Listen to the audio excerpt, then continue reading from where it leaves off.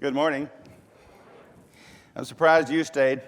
If I was you, I probably would be somewhere else than you're listening to one of those other guys. But I want to thank you for doing it. Thank you for being in here. A lot of you are so precious. I was just remembering that about 7 years ago I was preaching here. I was about to have a debate with Robert Price, who didn't believe in the historicity of Jesus. And I met Brother Jerry Lawless for the first time. And he told me about Red River, and Cheryl, it's good to see you today, and glad to have you here. And Steve, surprisingly, that was a wonderful lesson last night. That was I had you in class, and also children. And Wes, it's good to see you. I'm going to say more about that in a minute. Tim, I remember back in the days when you were preaching and working with the Ke'aumoku Church of Christ in Hawaii. Back in the day, and you called me, and I just went down on my knees and said, "Thank you, Lord, I'm going to Hawaii." but that was wonderful. Others of you I see that I know and love, and it's good to have you with us today. So, you have heard that it was said. Yes, it has been said, but I'm not ready yet. All right? You are beautiful beyond description, too marvelous for words, too wonderful for comprehension, like nothing ever seen or heard. Who can grasp your infinite wisdom? Who can fathom the depths of your love? You are beautiful beyond description, majesty enthroned above. And I stand in awe of you. I stand in awe of you. Holy God, to whom all praise is due, I stand in awe of you. Be seated, please. So I actually left my real Bible in the truck, and my truck is parked about a half mile that way, so out over in the grass. So I got this Bible, but sometimes you need stuff in order to help you to remember. So this guy was a preacher, and he was preaching along on Revelation 3, verse 11. Behold, I come quickly, hold fast to that which you have, lest any man take it from you. So he said, behold, I come. And he forgot the rest of the passage, so he said, I'm going to back up from the pulpit here, and then I'm going to come forward, and then I'm going to remember it. Behold, I come, and he forgot it again. So he said, well, third time is the charm. Behold, I come. This time he's getting frustrated with himself, so he pushed the rostrum over the edge of the podium, and it landed in the sister's lap in the front row. And he was apologizing to her, ma'am, I'm so sorry. And she said, that's all right, preacher, you warned me 3 times. So here we go. You have heard, I know it's an old joke, but Paul Sherrill, that gorilla story is old too. All right, so you have heard Sermon on the Mount, Matthew 5, 6, and 7, and Luke 6, verses 17 through 49. So the Mount of Beatitudes, some of you have been there more than I have. Brother Jerry said he'd been to Israel 11 times. I haven't been but twice. But you can look at the traditional spot here if you think that's right. May or may not have been, but anyway, it overlooks the northwest shore. And you can go worship here. Matter of fact, we had a devotional here. They're going to mess up about every spot that you're interested in by building a church building on top of it. All right, and it'd be just nice if they just wouldn't do that, but nonetheless they do. And so here's a church building that might be on the spot, might be where Jesus delivered it, except here's part of the problem. Matthew 5 through 7 contain the single largest block of Jesus teaching about how to live. And that's morality, by the way. Amore is a rule of how you live, and ethic means of the people. So ethics and morals are the same, and this would be the largest block of his teaching, and it's recorded here. Now, is it the same sermon? I don't know. Okay, but here we go as to why I think I don't know. Matthew locates the Sermon on the Mountain in 5 and 1. Luke places it on the level place in 6:17. So it's possible there were 2 different sermons, since Jesus certainly talked about many of the same things as that every time that he would speak to people, because the needs would be the same. It's also possible it was the same sermon and perhaps redacted or maybe abbreviated. The 2 sermons begin and end alike and follow the same general order. if it is the same sermon, neither writer records probably the whole thing. So Jesus introduces the concept here of going above the bar. Thus the name for your weekend conference, and that is, raising the bar. So he raises the bar for all of us. Now, he wants you to know this, because he's about to say some things and you wonder, how can you get by with saying that, Jesus? Well, he's going to set this up by saying, look, I'm not telling you about what I'm about to say in order to destroy the law. I want you to understand I'm not coming to destroy, I'm coming to fulfill. So when you fulfill the law, you respect the law, and you are the fulfillment of the law, but you don't intend to contradict the law. Matter of fact, Jesus did not intend to do so. In what he's about to say, he did not intend to do so. So, the Christian life is a life of fulfillment, as Jesus fulfilled the prophecies, and he kept the Old Testament law perfectly. The new Christian standard is greater. It's higher. It's actually, above that which some of the Pharisees would have thought would have been the case. Our righteousness is to be of a different character. It's not mechanical, but the way that we live. Therefore, our righteousness comes from a different motivation. So here's the pattern, and here are the 6 you have heard, or the prophets of old have said. In each case, Jesus puts the focus on the heart, i.e. discipleship from the inside out. Now, Wes, you are my friend, and you preached about Christianity from the inside out, and I'm glad you did, but I'm older than you, and I've been teaching this longer. Okay, so what I'm saying is, and Jesus is older than both of us. All right, so when we talk about this, it is not new that this is what Jesus is doing. It is not new that he's focusing on the heart. One of the things as a parent that you're going to that you understand, I'm sure. How many parents do we have here? Hands up. Okay, so you understand this. It's one thing to modify a child's behavior, as we were talking last night. It's another thing to change their mind, to change their heart. And you think, well, if I do this, if I make them go to church and do the right things, it's going to help. Yes, it will. But at some point, there still needs to be that transition. It's like love and fear. There's a time when you were baptized and you probably were scared to death. Why? I don't want to go to hell. Now, at that moment, that might not have been the best motivation, but when you were baptized, it probably was a good motivation because you were scared.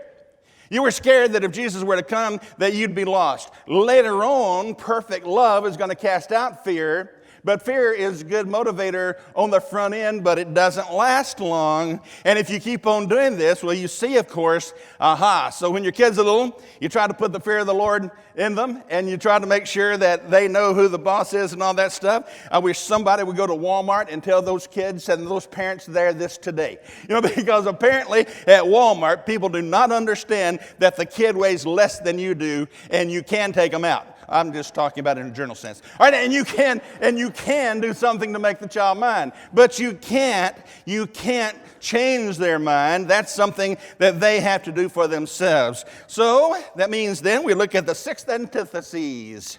That means here's what has been said, and here's what I'm saying, and they're known as the 6 antitheses, and that might be the last time I say that word because it's hard to say. All right, so here they are, there's my sermon. See you later. No, so then let's talk about this, the first one. Okay, Wes, I'm not going to say this as well as you did because I really enjoyed your lesson.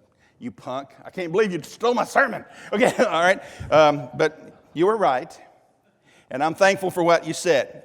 Here's the way I talk about it. The older generation, was emphasizing duty, honor, respect, and responsibility. Why are you going to church? This is my duty. Why are you going to church? Well, it is an honor, and I want to honor God. Why are you going to church? Well, because it is the right thing to do. Duty, honor, respect, responsibility. The greatest generation, the World War II generation of Tom Brokaw, the greatest one, as it was said. And that's why you go to church, out of these things. Now then these new guys come along who don't even wear ties whenever they preach. Okay, and then these new guys come along and they want something else. They want a relationship with God. That's one reason why it's difficult for us to understand.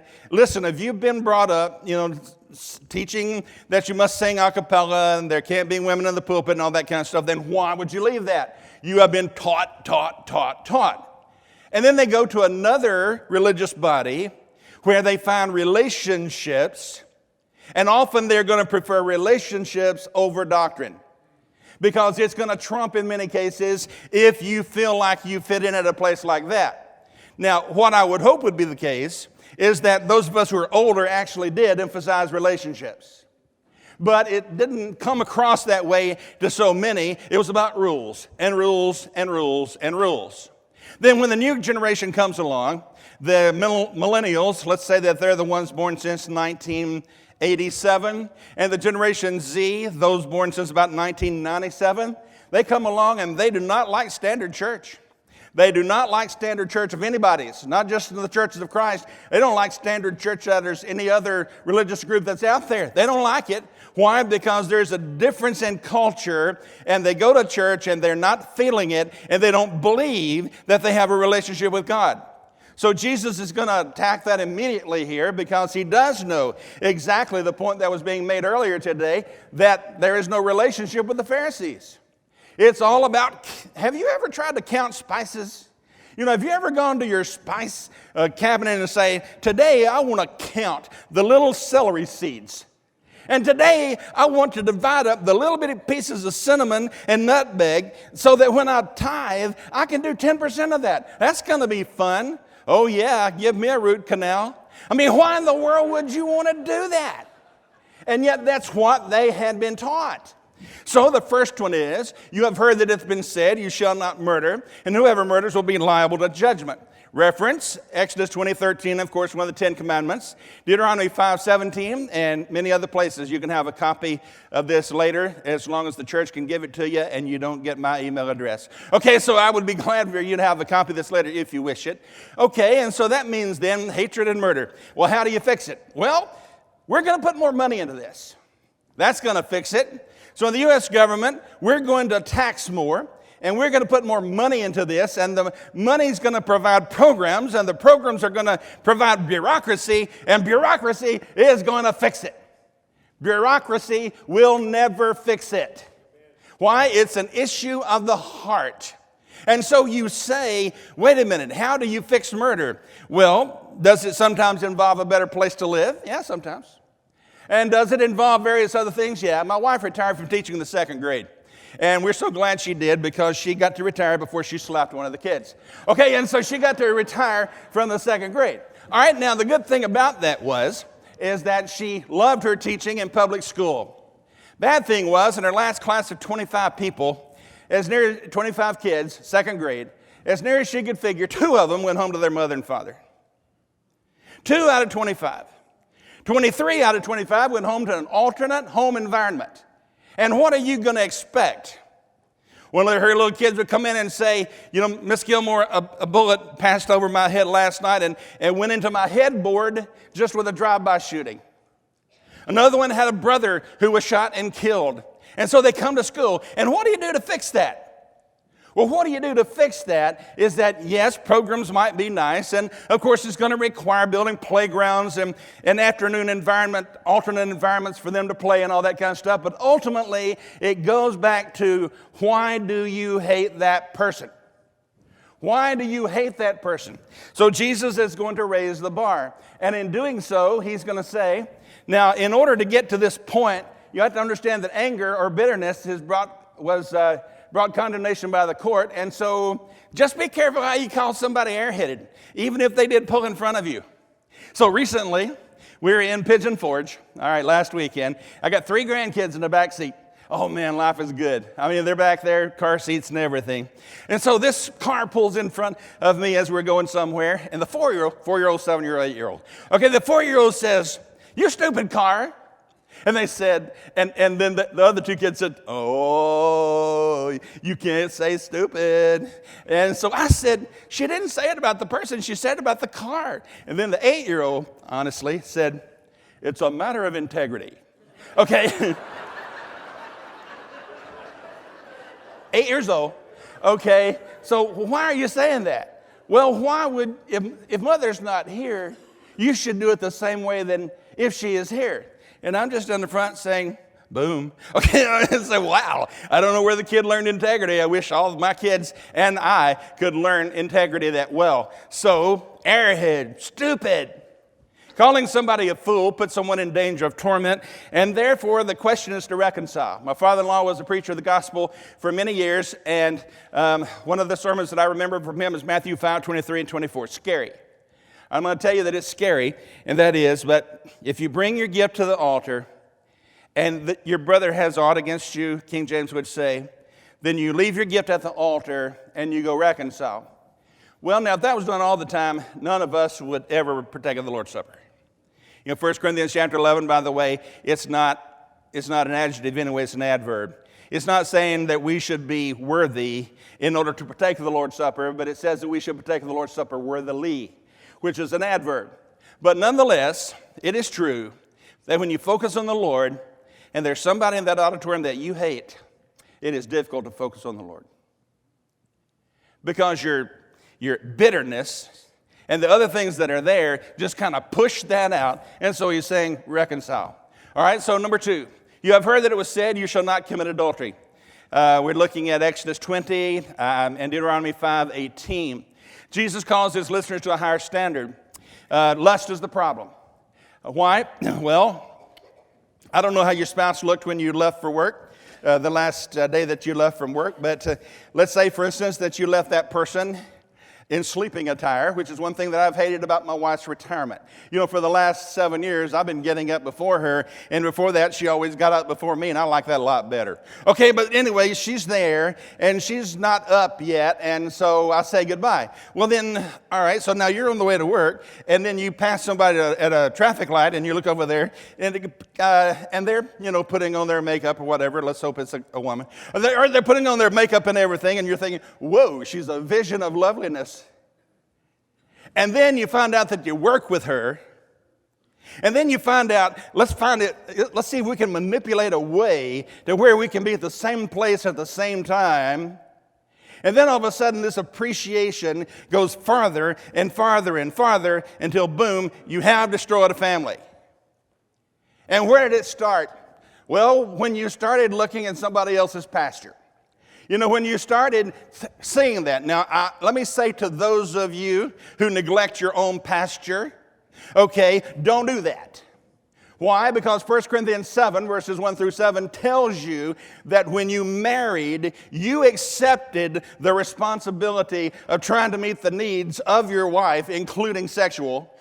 And you accepted that, and if you didn't want to do that, then don't sign up for it. Same way with a woman. You signed up for that for your husband. You signed up for that. And if you signed up for that, then you might help your spouse not to be looking in somebody else's pasture, but I'm not saying it's your fault. I'm just saying we need to tend to our own home cooking sometimes. And whenever we do that, it makes it a little easier to keep that family together. And besides that, you marry a woman like my wife who would kill me if well, never mind. All right, so then there's the lust idea. Lust is the motivation for adultery, and it became the focus of his attention. In Jesus' mind, an unfulfilled desire to do the evil is the starting point for doing it. Why? Because I say to myself, I fantasize, and other things that men often do. Men, it's a major problem. It's pornography. It's a major problem, not just for teenage boys. It is a major problem for us. I don't know about women. I got 4 daughters and my wife who's also a girl, and I don't understand. Matter of fact, the last time I think I understood my wife was when we both said I do.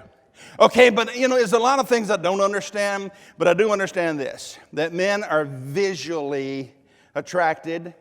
And when you find yourself visually attracted, Job said, I made a covenant with my eyes. With my eyes. Well, why my eyes? Well, I didn't take a covenant with my tongue. I didn't keep a covenant with my fingers. I did this with my eyes. Because if you can see, then, John, I love you. I met you last night, and you might not be able to see some of the rest of us, but you're here today, and you see a lot more than a lot of people do. So I'm glad to have you here, brother. Okay, but when you see with your eyes, that's part of the problem that Jesus is getting at. And then, all of a sudden, it becomes a problem in the church. And then, how long does it take the church to overcome a situation where an elder or a deacon or a preacher has run off with somebody else's spouse? How long does it take? And the answer is you probably will not outlive it. You probably will not outlive it. because it's going to last a long time. Therefore, that's where it is. Now, if you want me to lecture a lot about divorce and remarriage, since I have it in my family, I'm not going to do that. But I'm going to tell you where the starting point is. And that is, guys, make sure that you watch what you see. Watch what you see. Just like if you want to fix murder, start with the anger and the hatred that leads toward it. If you want to fix not having any premarital affairs whatsoever, then stop what starts that, and that is the lust of the eyes, because the heart is the seat. And by the way, this does not require consenting adults. I don't know how all that other, just consider yourself fortunate that you got some extra letters in there. All right, so the point then is that's what we're doing. Okay, number 3. It was also said, whoever divorces his wife, let him give her a certificate of divorce. Well, here in Deuteronomy 24, if you begin to look it up, you'll find out a number of things about it.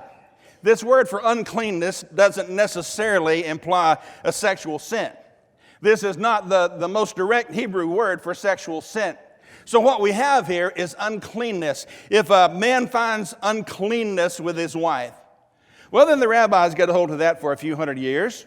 You know, Hillel and Shammai and others, and they say, well, I wonder what that could be. Well, that could be, burning your bread. I'm not making this up. Burning the bread was one of those things. And so why would you have a divorce with somebody? Well, the list could become long and long. And by the time Jesus preached, the list was very long. Now, Jesus did a number of things here. Number 1, he said, I'm going to use a more specific word here. And the word is porneia. It's not the same as the Hebrew word, but not a violation of it. It just zeroes in on what the point is, because sex sells everything. In a class recently, we happened to be talking about 1 Corinthians chapter 7. So I just asked the guys and girls in the class, I said, okay, what does sex sell? And then they began to mention this. Okay, there's nothing from pickup trucks, to water that you can mention that sex does not sell. So if that's true, then what do I need to do? Well, I need to understand that porneia is a broad word here that involves all kinds of sexual sins. And it is the word from which we get our word pornography. By the way, the word eros is not in the New Testament, and the word that we often use, erotic, is not in the New Testament, but it is implied in a number of places. Now, that could include bestiality. It could include homosexuality. It could include polyamory, which means trying to, quote-unquote, make love with a number of people that are not your spouse. It could include having affairs. It could include other things like that that are in the area. Now, I don't have time to discuss this in detail as to whether or not looking at fornication is a cause for divorce. There is a difference in verse 28 and verse 32. Verse 28 says, if you are doing this in your heart, cardia, the heart. If you are doing this in your heart, then you should stop it in the heart. But now moikeia is not just something that you do in the heart in verse 32, although it is a sin against your wife if you're looking at pornography. It is a sin against your spouse if you're doing that. There's no question that that is a sin. The issue is whether or not it is included under one of the reasons why I can divorce this rascal, because I've looked at his computer and I've found that there's some stuff there. So I'm going to say to you that there's a difference in verse 38 and verse 32 that makes me uncomfortable to say to you that it is one of the reasons that's there, because it doesn't really fit the teaching pattern. The teaching pattern is Jesus says, all right, you want to fix hatred? Killing, how do you do that? Well, you focus on hatred. You want to fix adultery? Well, how do you do that? Well, you focus on lust. And the lust, of course, obviously is in the heart. Is there a difference in killing somebody in your heart and actually killing somebody? Yeah. Is there a difference in doing other things in your heart and actually doing them? Yeah. A person says, well, if it's going to be in your mind, it might as well be in your mouth. No, because sometimes we have extraneous thoughts that nobody needs to hear, and we need to try to make sure that we try to push them out of our heart and life, because they will get to you and they will kill your spiritual life. So Jesus urges us to follow on part of to lead us to not allow things to lead us to sin. Better to literally remove a part of this body than to allow that part, along with the rest of us, to be thrown into hell. Of course, obviously, as has already been addressed, Jesus is using this, as Steve was saying last night, in order to get their attention, and indeed it was. I do know of a case in West Tennessee where a person was mentally challenged, that her eyeball had been found on the sheet whenever they saw her in the morning because she took this literally. Okay, so don't take this literally, but you take it the way that Jesus intended it. The way he intended it is, your body is going to be one of the first things that goes after you die. So why would you want your body to keep you out of going to heaven? Why would you want to do that? And therefore, make sure that you prioritize the way that he's talking about here, because sexual impurity is just not worth it. It is just not worth it. It's kind of like trying to pull up the weeds from your early corn. And you try to pull up the weed, and it's connected to this, and it's connected to this, and it's connected to this. And before you know it, one time my mother had planted some corn, and I was going to go get rid of the Johnson grass. I don't know if y'all like Johnson grass around here or not, but we don't in Middle Tennessee. And so I was saying to myself, man, I wonder why this Johnson grass is growing so systematically. Okay, and so I was just pulling up the corn. Okay, why? Because at an early stage, it looks like Johnson grass. And my mother was not pleased. She was 5 foot nothing, but she really was not pleased, and I remember that to this day. But here's the problem with pulling out the weeds. They get connected to the good stuff that you want to keep in there, and it's difficult to excise it. It's difficult to get it out because it starts getting connected. And you say, the thoughts that I have only affect me, until, of course, they affect your spouse, and then they affect your children, and then they sometimes can affect your grandchildren. You know, one of the best things that you can do for your grandchildren? It's this. Never let them use you as an example of why it's okay to get a divorce. My wife and I have been married 48 years. 46 of them have been happy. Those first 2 are a little rough. Okay, and so you had to get used to each other. All right, so we've been married for 48 years, and how do you do that? Every day you affirm your spouse. Every day you confess your spouse, like a Christian would confess Jesus. This is my wife. This is my woman. You know, this is the main person in my life.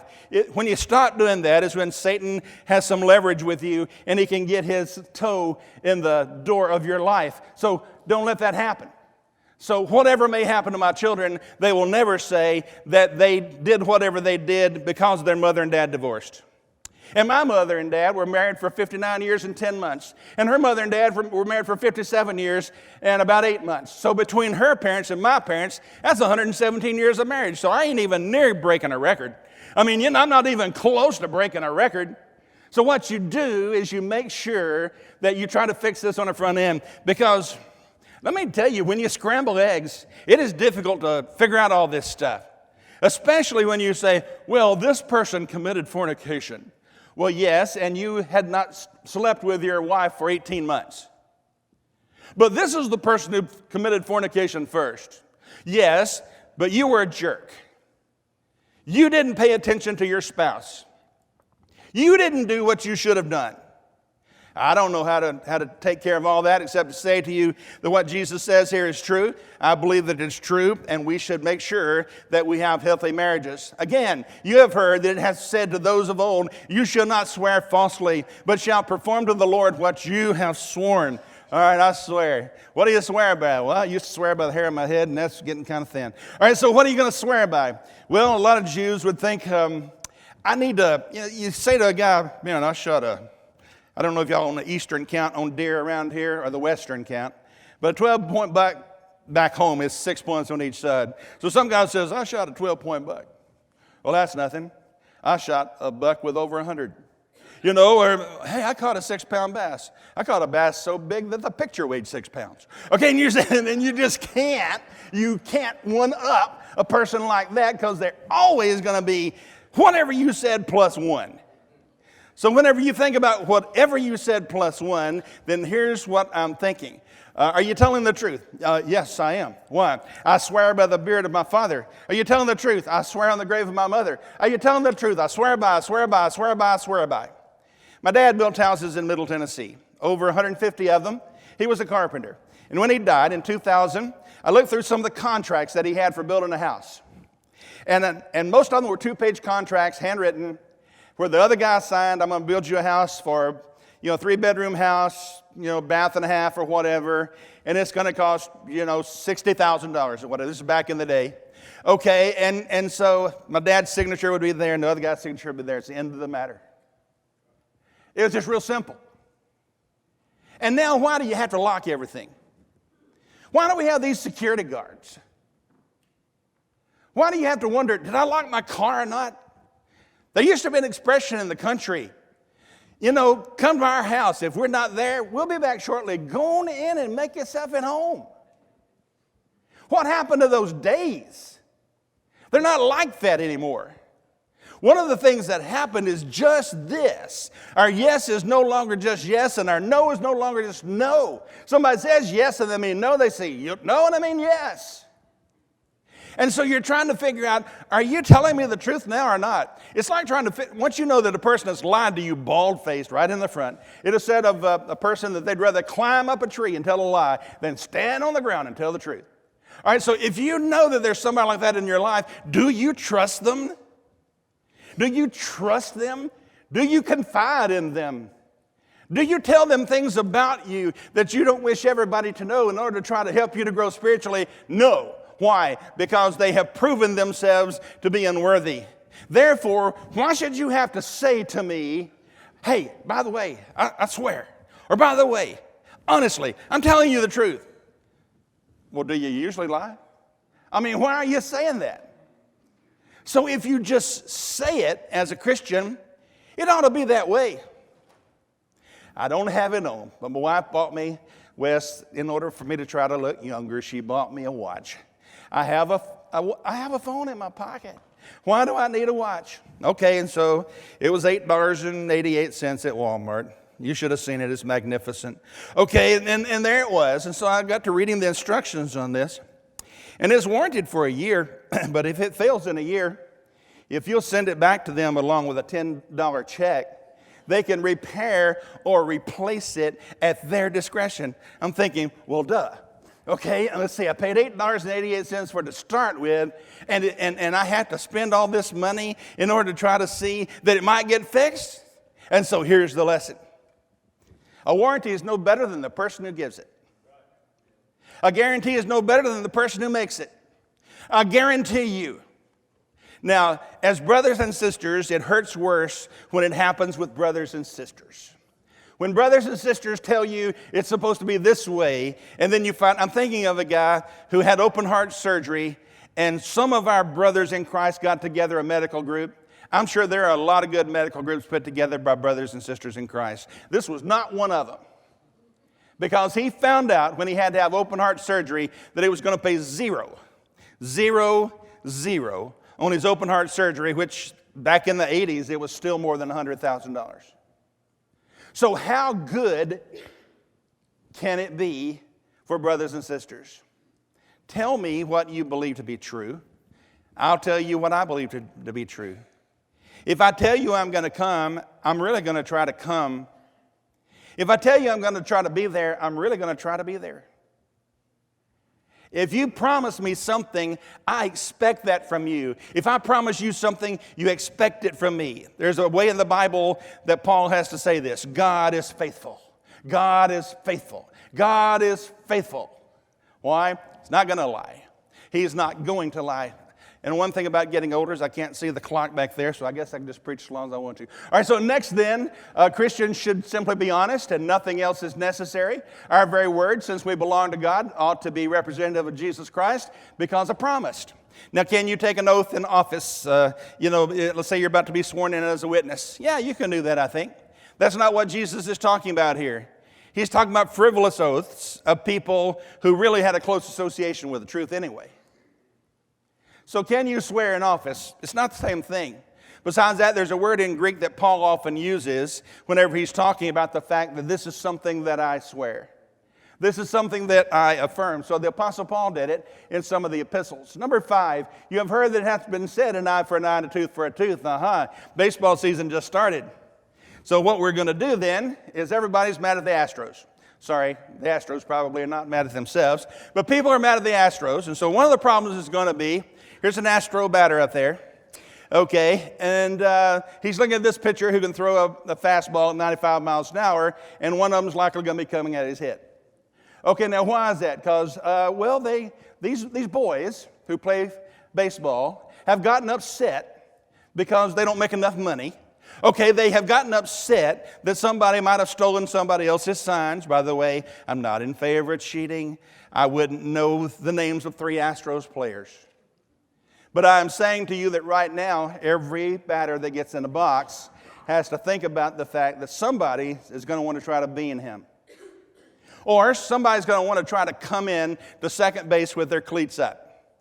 Somebody's going to try to hurt you. Why? Because we don't like what you did and we're going to retaliate.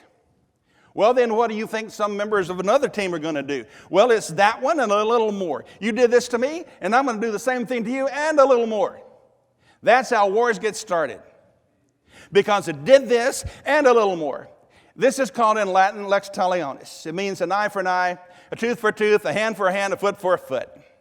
And it is in the old law, in Leviticus 24, verse 20, etc. It is definitely there, an eye for an eye. But do remember that there was no separation between the church of Israel and the government of Israel. They were one and the same. So, God is going to give them requirements of what they can do as far as the government is concerned with regard to punishment.